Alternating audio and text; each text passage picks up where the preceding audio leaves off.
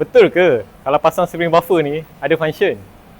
Tak semestinya spring buffer yang besar macam ni, 4 ni besar macam ni, ada function.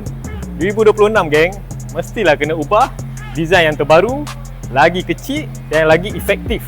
Design spring buffer macam ni, kalau nak pasang dia, kena masuk dekat spring, lepas tu lubang-lubang ni kena ikat dengan kabel tight. Takkan korang nak biarkan nyawa korang bergantung dengan kabel tight saja. No way! Spring buffer yang terbaru daripada Ultra Racing, dia safety, nampak? Diikat dengan skru.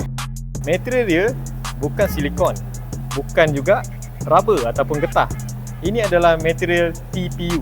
So dia memang tahan dan tak akan ada efek apa-apa. Tengok ni.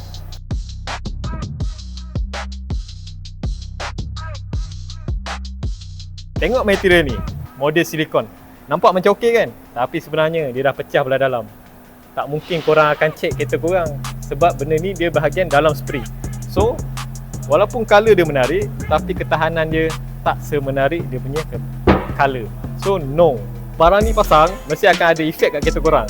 Kalau tak ada efek, tak ada rasa, kita akan buka balik daripada kereta korang. Jangan risau. Kalau korang tak percaya, korang boleh datang kat kita punya karai, rasa dan cuba rasa kelainan dia.